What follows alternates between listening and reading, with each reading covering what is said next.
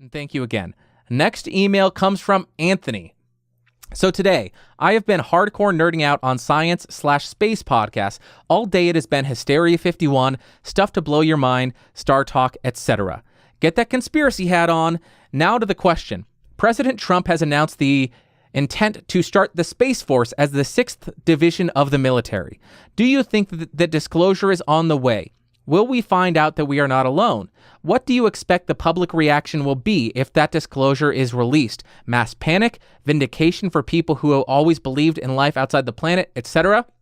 Or is it possible this is all a plan to jumpstart the space race, bring NASA into the military division to cause a guaranteed budget? Anthony, yes.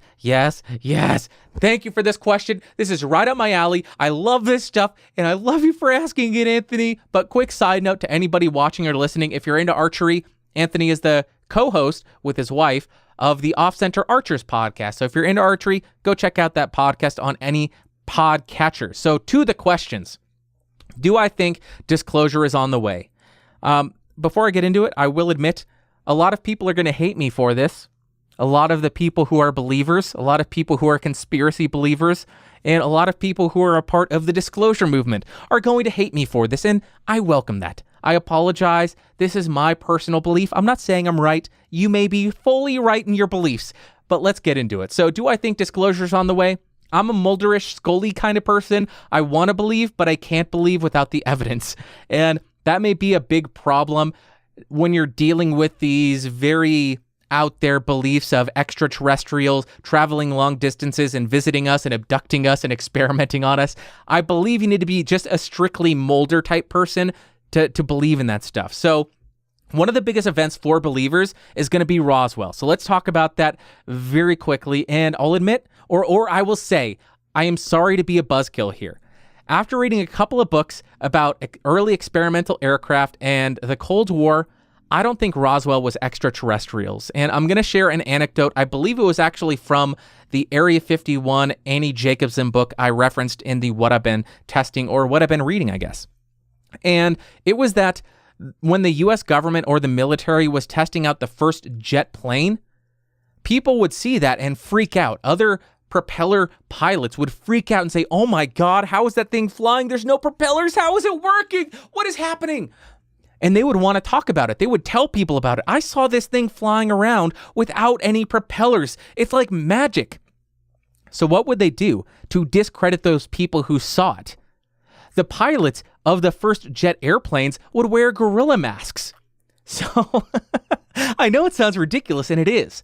But now, if any of these propeller pilots saw a jet plane that was being tested, they saw the pilot, and they would say, "Oh, I saw this plane. It didn't have propellers, and a gorilla was flying it." If they go to the airport or a bar and tell anybody about that, everybody's going to harass them and make fun of them, and not a single person will believe that, because how is a gorilla going to fly a plane that doesn't even have propellers? That's preposterous. So that's the kind of discrediting the government would go to keep their secrets. And I just thought that's a fun anecdote that would kind of lend credence to this idea that it wasn't aliens. It could have been anything. It could have just been, a U.S. experimental aircraft where they dress up like ETs to confuse people. But what I think it was probably an experimental Russian craft. And I say that because up on the screen on YouTube, I will include the Cyrillic alphabet. Now, in Roswell, New Mexico in 1940, it wouldn't be too far-fetched to think that people weren't aware of the Cyrillic alphabet, and you could understand why somebody in the 1940s in New Mexico, in Roswell, may think, you know what, this looks like some kind of alien language. It looks like hieroglyphics.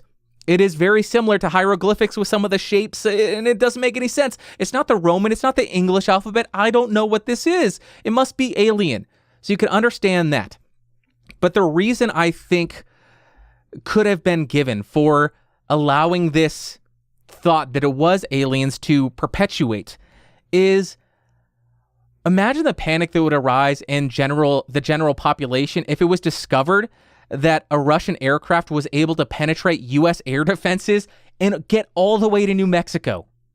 That would be a huge hit on the public trust and the public belief in U.S. air defense, especially right after the World War. People would lose their damn minds. And that's the last thing you want around that time, right after a world war. You need people to start spending in the economy. The last thing you want is for people to think, oh my God, I'm going to get bombed by Russia.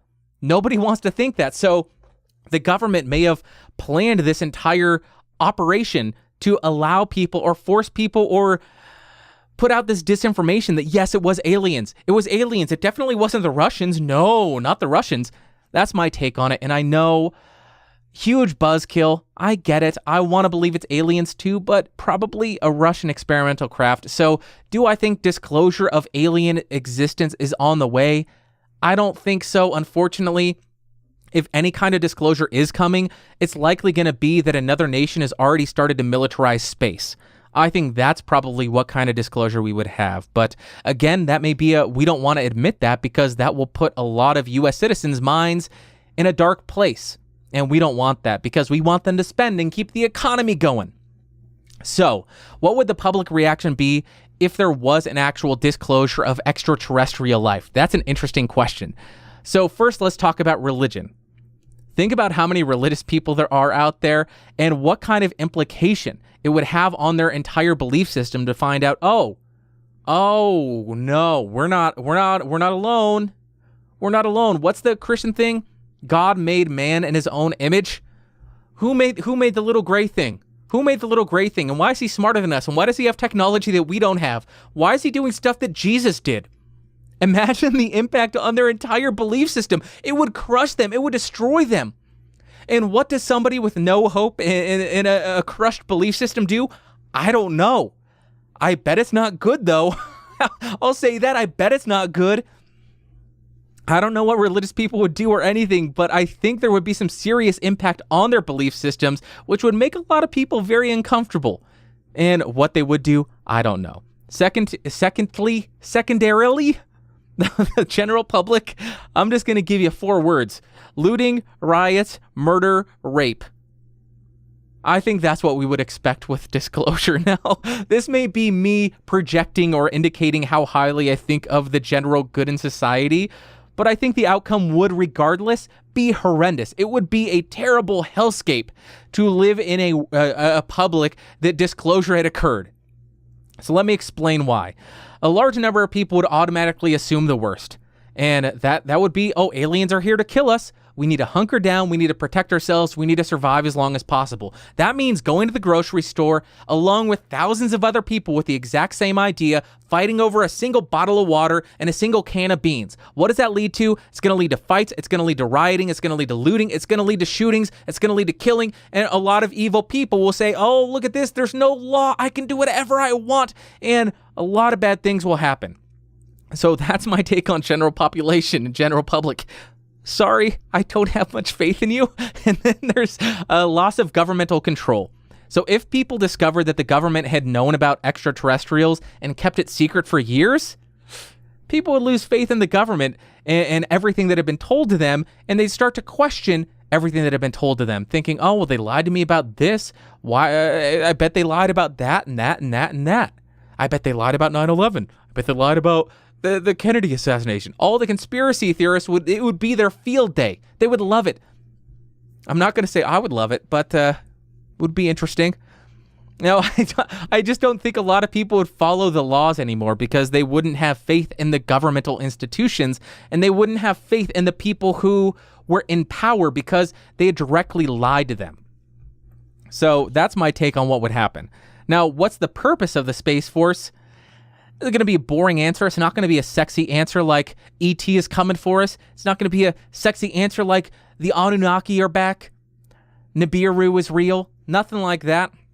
My thought would be to ask a question. What has allowed society and culture to grow the most and improve the most over the last 100 years? I'd probably say communication, GPS, stuff along those lines. And what is essential for a lot of that technology? Satellites.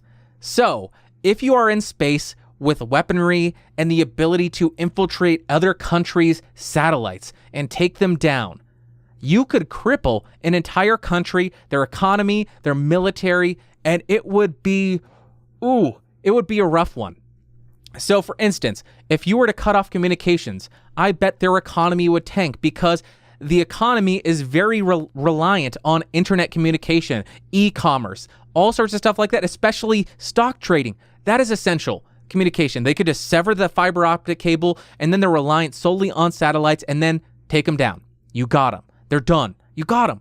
That would be an amazing thing to do. Well, I shouldn't say amazing. That would be a very smart military attack on a country without firing a single shot. Because once you take out their communications, their economy tanks. Once you take out their GPS, they're no longer going to be able to launch guided missiles. Their economy is crippled. Their military is crippled. They got no money.